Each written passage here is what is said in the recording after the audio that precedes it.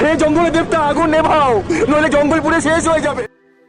ধারাবাহিকের শুরুতেই আমরা দেখতে পাই বসু কোঠির বাড়িতে ড্রয়িং রুমে সবাই একসাথে বসে খাবার খাওয়ার প্রস্তুতি নিচ্ছে। রাঙা চুপচাপ চেয়ারে বসে আছে। কৃষ্ণা বলে, এই বাড়িতে যা কিছু হয়েছে সবকিছুর পেছনে যেন নতুন এক অধ্যায় শুরু হয়েছে। পাঞ্জালি কথাটা ধরে নিয়ে বলে, সবচেয়ে বড় কথা জানো, রাঙা এই বাড়িতে এসে আমাদের জীবনটা বদলে দিয়েছে। এরপর রাঙা খাবার খেতে শুরু করে। পরিবেশটা ধীরে ধীরে হালকা হয়ে ওঠে। হাসি, গল্প আর খুনসুটিতে ভরে যায় ডাইনিং রুম।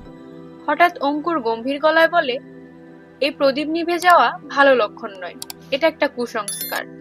পিসিমণি সঙ্গে সঙ্গে বলে ওঠে, ওসব কথা বাদ দে, অদিতি আবার প্রদীপটা জ্বালিয়ে দে।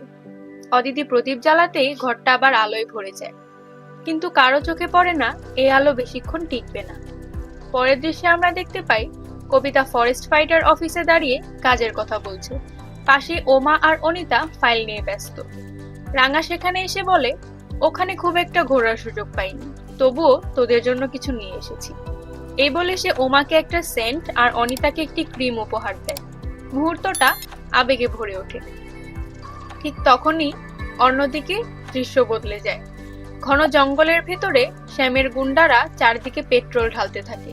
চারপাশ নিস্তব্ধ। তারপর এক মুহূর্তে আগুন জ্বলে ওঠে। আগুনের লেলিহান শিখা ছড়িয়ে পড়ে জঙ্গলের ভেতরে। রাতে সবাই ঘুমিয়ে পড়ে। হঠাৎ মাঝরাতে জঙ্গলের পশু পাখির আতঙ্কিত চিৎকারে রাঙার ঘুম ভেঙে যায়। সে দৌড়ে উঠে চেঁচিয়ে বলে, সবাই ওঠো, কিছু একটা খুব ভুল হচ্ছে। কিছুক্ষণের মধ্যেই সবাই তড়িঘড়ি করে জঙ্গলের দিকে ছুটে যায়। সেখানে পৌঁছে তারা দেখে দাউ দাউ করে আগুন জ্বলছে। জঙ্গলের ছোট ছোট গাছ, ঝোপ সব আগুন গ্রাস করে ফেলেছে। রাঙা সঙ্গে সঙ্গে বলে, আমরা অফিসে খবর দিয়েছি, ফোর্স এখনই চলে আসবে।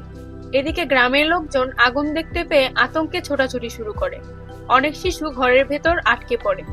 মা বাবাদের কান্না, চিৎকারে পুরো এলাকা কেঁপে ওঠে। আগুন কি নিয়ন্ত্রণে আসবে, নাকি এই আগুন আরো বড় সর্বনাশের ইশারা? উত্তর মিলবে পরের পর্বে। নিয়মিত বেঙ্গলি সিরিয়াল আপডেট ও এপিসোড রিভিউ পেতে রূপ ডেইলি আপডেট চ্যানেলটি সাবস্ক্রাইব করুন।